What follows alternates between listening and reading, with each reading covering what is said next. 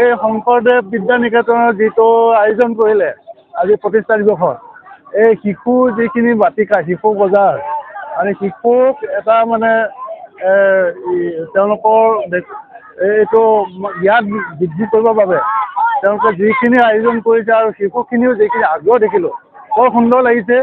বজাৰ হাটৰ ব্যৱস্থা কৰিছোঁ যাতে ছাত্ৰ ছাত্ৰীৰ ধাৰণা, বজাৰৰ বিষয়ে ধাৰণা হওক, তাৰপিছত টকা পইচাৰ লেনদেন কেনেদৰে হয়, ওজনৰ বিষয়ে ধাৰণা হ'বৰ বাবে তেওঁলোকৰ বিকাশৰ বাবে আমি এই ব্যৱস্থা কৰিছোঁ।